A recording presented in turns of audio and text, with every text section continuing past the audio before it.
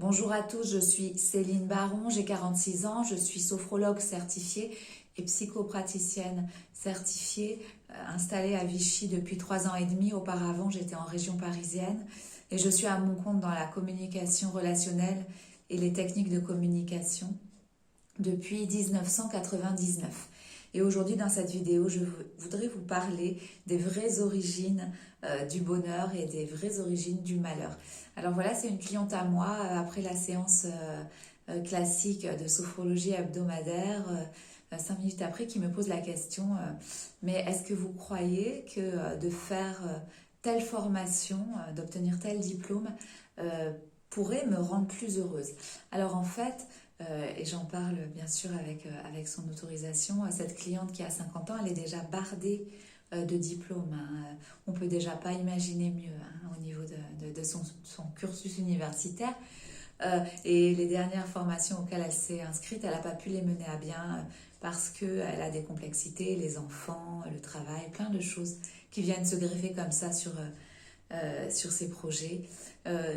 Donc, pour lui répondre, parce que c'est pas à moi de choisir et de répondre oui ou non, eh bien j'ai sorti une feuille tout simplement et on a cogité 10 minutes toutes les deux sur les vraies origines du bonheur et du malheur.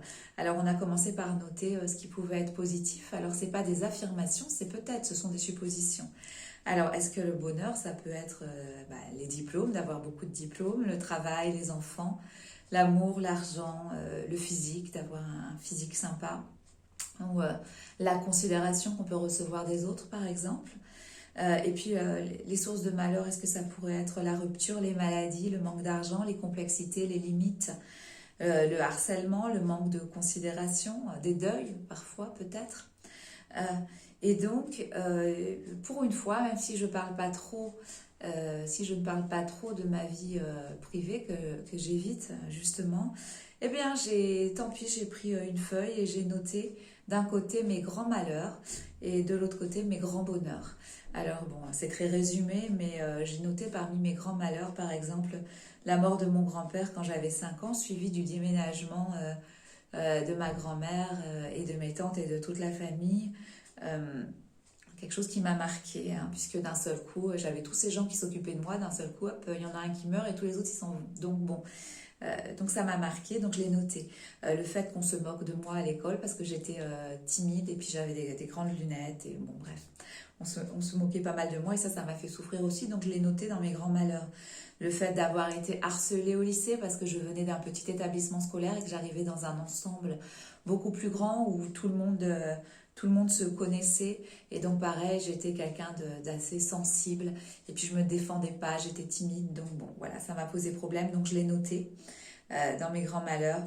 Et puis j'ai noté bien sûr des étapes charnières de la vie comme la perte des grands amis, des grands amis d'enfance par exemple, euh, le deuil donc. Et puis j'ai noté aussi une année passée à Périgueux pour le travail où j'étais toute seule, donc parisienne, expatriée à Périgueux pour un an, loin de mes amis, de mes parents, de Paris, de tout ce que je connaissais. C'était un peu compliqué pour moi, donc je l'ai noté. Puis j'ai noté aussi le fait d'avoir eu une première relation avec un conjoint, finalement une relation assez catastrophique,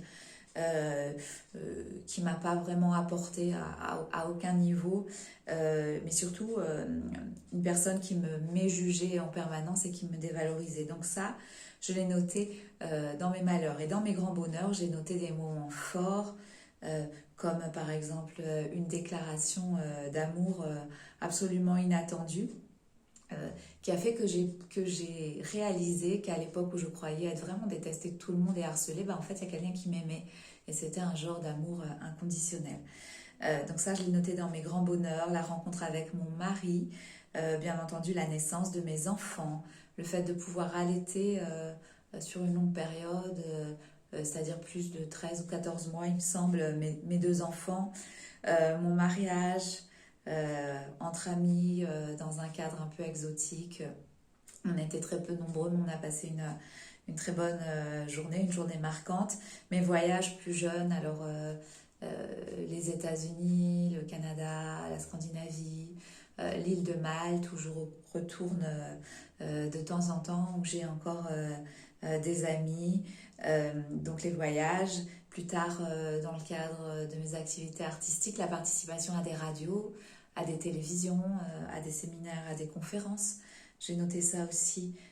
Plus récemment, la participation à un projet en tant que spécialiste de l'inconscient. J'ai été intégrée à une équipe de chercheurs pour un grand groupe cosmétique, et ça m'a aussi apporté, donc je l'ai noté. Et puis la création en général, que ce soit le dessin, la peinture, la composition musicale, plein de choses comme ça que j'ai pu faire depuis ma jeunesse et que je continue de faire quand j'ai le temps. Et puis dernièrement, une rencontre aussi inattendue, vraiment inattendue, avec, au moment où j'en avais besoin, le plus besoin, je pense, avec quelqu'un qui a connu qui a très très bien connu, bien sûr, un de mes amis d'enfance qui a disparu depuis, que j'aimais beaucoup, avec qui je rigolais beaucoup. Et, euh, et ça m'a touchée, donc je l'ai marqué aussi dans mes bonheurs. Et puis le fait de pouvoir aider mes clients au cabinet, parfois d'avoir des jeunes qui sont un peu désorientés, et qui, après 12 séances en coaching, par exemple en suppression des croyances limitantes, ou parfois simplement en sophrologie, me remercient parce que pour eux, leur vie a totalement changé. Hein. Donc ça, c'est gratifiant. Donc je l'ai noté dans mes grands bonheurs. Et puis j'ai noté aussi quelque chose qui peut vous paraître un peu étrange, mais l'adoption d'un chien il y a des années avec mon mari. Et mes enfants, on a adopté un chien qui était un chien senior. On avait eu un coup de foudre, il avait 12 ans et donc il est resté 3 ans avec nous à la maison, et c'était vraiment une âme et une rencontre forte. Donc je l'ai noté aussi. Et maintenant, voilà, on a agi avec ma cliente de façon méthodologique. Donc, j'ai noté mes grands malheurs, mes grands bonheurs. Hein. Après, elle a noté aussi les siens. Mais ça, je ne vais pas vous en parler puisque, bon, voilà, je vous parle vraiment de ce qui me concerne comme exemple. Et donc, une fois qu'on a noté ces grands malheurs et ces grands bonheurs, eh bien, on a noté en face de quelle source ils relevaient. Alors, par exemple, eh bien, je parlais de la mort de mon grand-père, donc la mort en elle-même, ok, mais c'est plutôt ce qui m'a marqué, c'est surtout la disparition d'une source d'amour. Pour le harcèlement, c'est pas tant le mégot que je pouvais trouver sur ma chaise le matin en arrivant en seconde qui m'a marqué, ou les rumeurs, ou les insultes, mais c'est vraiment le manque d'affection, le manque d'amour, le manque de compassion qui m'ont marqué. Pour la rupture, donc avec ce compagnon qui me méjugeait, qui me dévalorisait régulièrement, c'est surtout son manque d'humanitude et de sollicitude. C'est pas trop les disputes, la mauvaise organisation, le fait que ça ne fitte pas entre nous, c'est plus vraiment le manque d'humanitude et de sollicitude qui m'ont marqué. Et pour mes bonheurs, eh bien, ce moment fort de déclaration d'amour, eh bien, c'est de l'amour. La rencontre avec mon mari, c'est encore de l'amour. La naissance de mes enfants également. C'est aussi le fait de pouvoir donner la vie, créer. L'allaitement long, c'est le fait de pouvoir nourrir. Hein, nourrir par soi, par l'amour aussi. Donc. Et puis mes voyages, c'est surtout la découverte et la rencontre. Ça, c'est important. La participation, comme je vous le disais, avec une marque en tant qu'experte, eh bien, c'est pas le cachet, c'est pas voilà tout ce qu'il y a autour. C'est vraiment la rencontre et l'échange avec une équipe étrangère et avec des chercheurs étrangers qui, pour moi, a été vraiment passionnant et vraiment enrichissant et intéressant. Hein. Donc c'est la rencontre, encore une fois. Tout ce qui est peinture, musique, eh bien c'est la création, la co-création parfois. Et pouvoir aider des gens au cabinet, eh bien c'est l'aide et la compassion, l'empathie. Adopter un animal comme ça qui est venu combler une partie de notre vie, eh bien c'est encore de l'amour. Voilà donc certaines sources.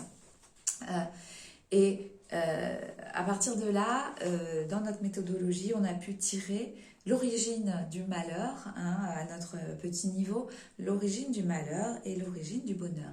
Et l'origine du malheur, c'était souvent un manque, donc le manque d'amour, le manque d'affection, le manque de sollicitude, la perte physique et irrémédiable d'un lien, de l'amour, le manque de communication, le manque de rencontre, la perte de ce qu'on a connu, par exemple la maladie. Hein. Si on est quelqu'un qui était super en forme, qui voyageait tout le temps, qui faisait plein de sport et qu'on se retrouve alité, eh ben c'est la perte des rencontres, la perte des découvertes, de la co-création, de la création peut-être. Donc ce qui manque, voilà, ce qui manque, et dans cette origine du malheur, il y a toutes ces lacunes qui sont liées vraiment à une source essentielle qui est toujours l'affection, l'amour, la sollicitude, l'empathie. Hein. Et l'aide, également, on peut dire que du coup, ce sont les manques de vie, les manques d'amour, les manques d'aide, les manques de rencontres, les manques de découverte. Et au niveau du bonheur, eh bien, si on traduit tout ça, eh bien, ça va donner ce qui va nous rendre heureux, nos sources, nos vraies sources de bonheur, ça va être l'amour, l'affection, aider l'autre, comprendre l'autre, être l'ange de quelqu'un parfois, pouvoir nourrir l'autre aussi, pouvoir parfois donner la vie ou redonner la vie à quelqu'un, la découverte et la rencontre. Et alors, finalement, du côté du malheur, on peut dire que, eh bien, imaginez, vous avez une grande maison, un super beau mari, une belle voiture, plein de possessions, bon, une beauté, vous êtes très belle, eh bien, tant mieux, c'est bon, bien sûr. Mais tout ça, ça peut vous être enlevé. Hein. Et puis parfois, il faut de l'argent, hein, pour avoir une grande maison, pour avoir une grande voiture, pour voyager, il faut de l'argent. Par contre, pour aimer, donner de l'affection, aider, redonner la vie et l'envie de vivre à quelqu'un, parfois, créer, co-créer, découvrir et rencontrer, ben, ma foi, on n'a besoin de rien, juste d'être là, tel qu'on est, petite, grosse, moche, belle, riche, moins fortunée, dans le malheur ou dans le bonheur, il est toujours possible de donner à l'autre ses sources de bonheur, l'amour, l'affection, l'aide, la compassion, l'empathie, donner la vie, nourrir, redonner l'envie de vivre, découvrir peut-être et rencontrer. Hein, donc ce sont des sources d'amour qui sont inconditionnelles, c'est-à-dire que même si vous n'avez pas d'argent, vous pouvez toujours donner de l'amour et recevoir de l'amour. Hein. Ensuite, alors pour revenir à la question de ma cliente, alors est-ce que de faire passer ce diplôme-là, alors que j'en ai déjà plein, est-ce que ça va vraiment venir combler ma vie, me donner un nouvel objectif juste comme ça, ou est-ce que ça va vraiment me rendre heureuse? Bien, bon, moi j'ai pas mal de certificats, j'ai fait beaucoup d'études aussi. Qu'est-ce qui m'a plu dans tout ça finalement? C'est pas les papiers accrochés au mur qui sont des parchemins en réalité. Hein. À notre niveau, au niveau de l'homme, c'est quoi? C'est fait de main d'homme. Hein. C'est pas spirituel, ce sont des parchemins. Euh, c'est plutôt le parcours, les rencontres à la fac, les gens qu'on a rencontrés, les professeurs parfois qui sont devenus des mentors.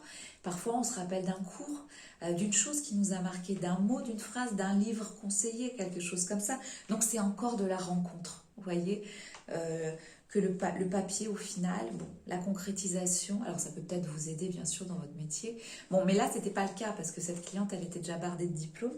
Donc voilà, elle a pu un petit peu comme ça s'éclaircir les idées sur les sources vraiment du bonheur et les sources originelles parfois du malheur. Euh, donc ce que je voulais dire également, c'est que ces sources de bonheur, vous pouvez les faire, quels que soient vos moyens, vous pouvez les atteindre.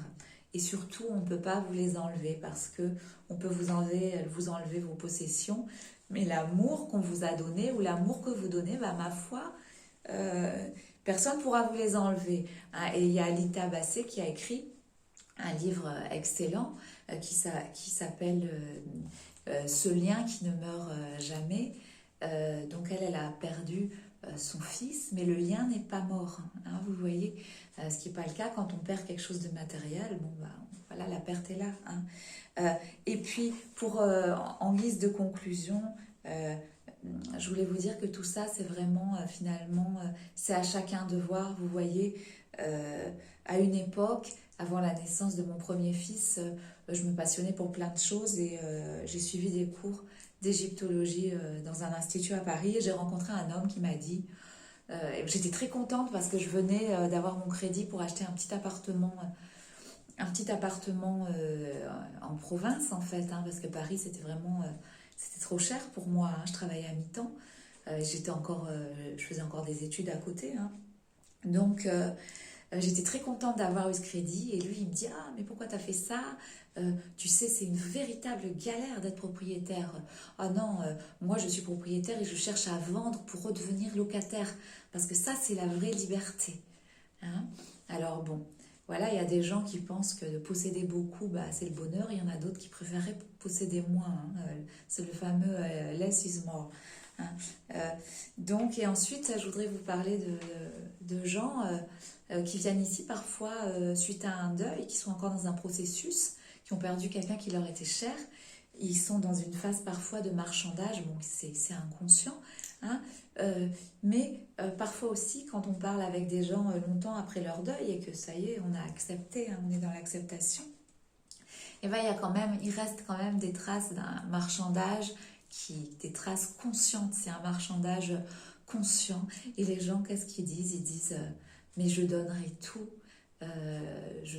tout pour pouvoir revoir cette personne, ne serait-ce qu'une minute. Je serai prêt à donner ma maison, ma voiture, ma situation et tout ce que je possède. On a des gens qui me disent, mais madame, tout ce que je possède, je pourrais le donner pour revoir cette personne, mon mari, ma femme, mon ami, mon conjoint, la personne qu'ils ont perdue. Je serais prêt à tout donner, à repartir de zéro, à tout reconstruire, tant pis, pour pouvoir passer une minute avec cette personne et lui dire à quel point je l'aime, à quel point elle me manque, et la serrer dans mes bras juste une minute contre tout ce que j'ai. Voilà, donc quand on entend des phrases comme ça, on peut se dire, on peut vraiment se poser des questions sur les origines véritables du bonheur, hein. Donc voilà, donc c'était la vidéo, la petite vidéo de la semaine. Si ça vous plaît, n'hésitez pas à liker et à partager. Et n'hésitez pas à appeler, bien entendu, si vous avez envie de suivre un coaching avec moi ou tout simplement une séance de sophrologie. Voilà, je vous souhaite une bonne soirée. Au revoir.